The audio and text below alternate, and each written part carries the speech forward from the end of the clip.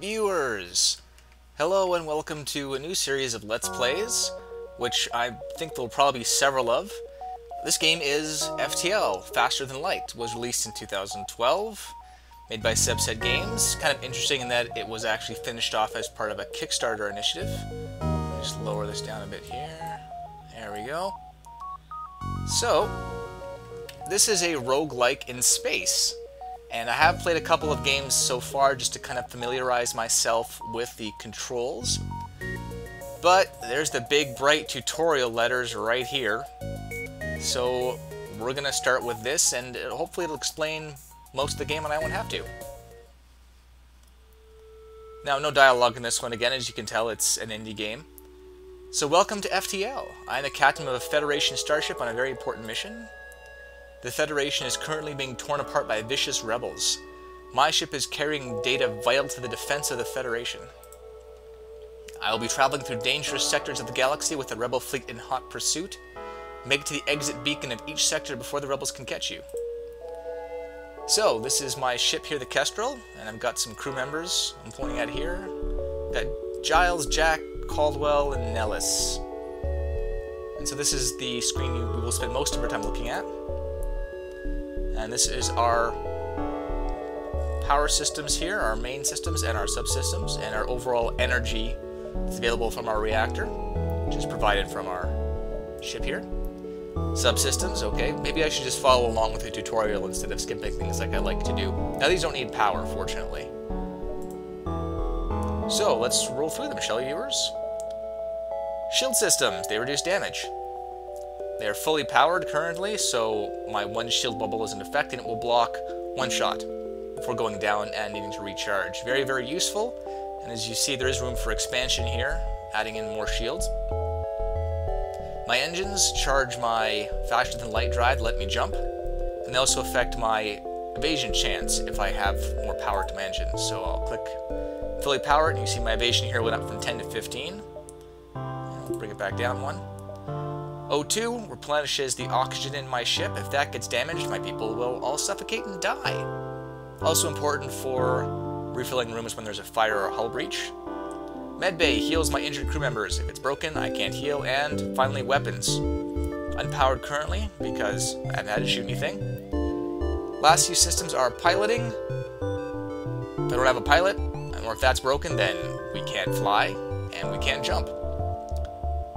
Sensors will show all the rooms in my ship, including the ones I don't have people in, and the sensors in the enemies.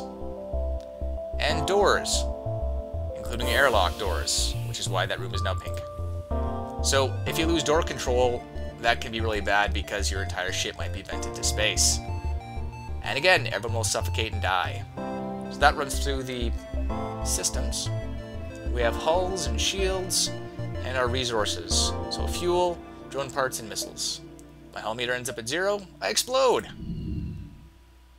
We should get going, but tutorial, so they've powered down my engines. So again, green is powered, white are unpowered.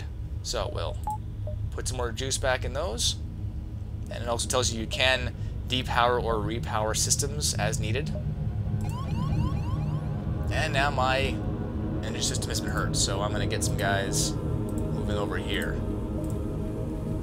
So they can't fix the hull, but they can fix the engines, and as I've just shown, you want to left-click on a crew member or drag box to select multiples, and right-click to get them to move somewhere. So they're fixing up the engine here. As you can see, that little yellow bar is filling down here, and poof. My engine is all fixed up. Crew members will automatically repair systems, fight fires, fix breaches, and fight intruders. Fighting low oxygen fire will hurt and eventually kill the crew, which is why you send them to the medbay. My engines are fixed, and the game is smart enough to restore power back to its previous levels once systems are repaired. Very useful in a fight.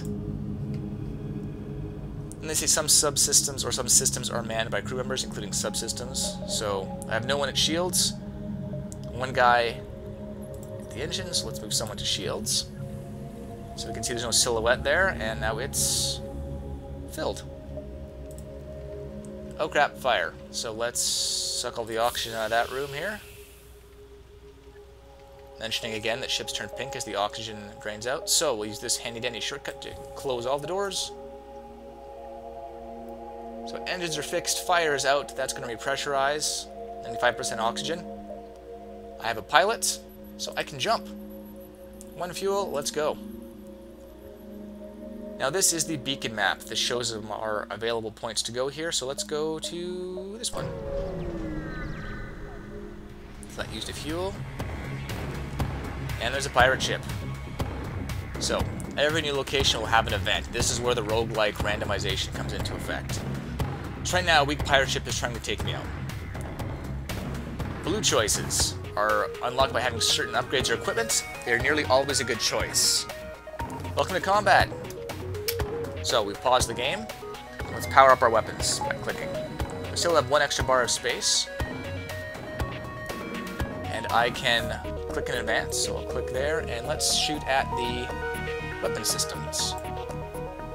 And so it will automatically fire as soon as it's charged. So there's my gun coming out there. It does also have hotkeys. The enemy, of course, is going to shoot back. So they have 2 shield bars. There goes my shield. There go his shields. So my 2-shot laser can't penetrate their level 2 shield, but fortunately they can't get through mine. So this is basically pointless. Every 2 powered bars in your shield system nets you 1 more shield. That's upgrading, we'll get to that later. And I have missile launcher. That's going to change the playing field a bit. Shooting, it expends missiles from my reserve, but missiles will pierce through all enemy shields. So what we're going to do is shoot out their shield system. Boom. So now the crew members trying to fix their shields. They're down to 1 shield, which means my 2-shot system can penetrate their weaponry now. I'm not going to use a missile again unless I have to, hoping that I can continue to knock down their shields with my dual lasers. Yeah, so I took their shields offline again. Actually, I should have someone in the weapons room to increase that. So their shield is up again and down, and that's a win. So I get a lot of scrap and a halberd beam. So we're going to go to our ship. Yeah, one thing I glossed over there is when systems turn orange or red, they're damaged, operating at lesser efficiency, or destroyed, or offline rather, not destroyed. So, let's take the Artemis missile launcher and replace it with the halberd beam. Slow but reliably powerful standard beam cannon. I love beam cannons. Beam damage is reduced by 1 for every shield that passes through, which allows for partial shield piercing. So it does 2 damage. 17 seconds to charge, 3 power. Wow. But if someone has 1 shield up, for example, my beam will still do damage. So accept.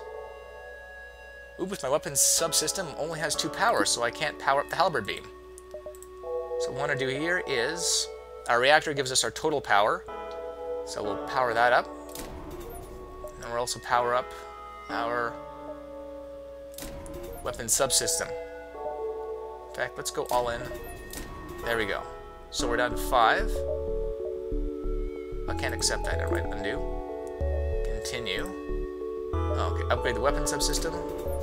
Accept. Okay, there we go. So I can depower the dual lasers and power up the halberd beam. There we go. So apparently I can also rearrange which way my weapons go.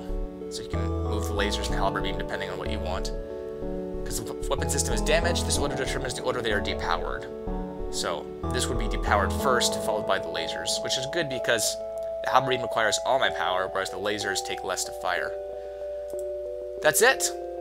That's the tutorial for Faster Than Light. I know that may have been a bit boring, so if you sat through it and you're like, wow, that was lame, buy the game and play it. Forget my Let's Plays. Well, forget this Let's Play. Watch my other Let's Plays. But I fell in love with this game the first time I played it.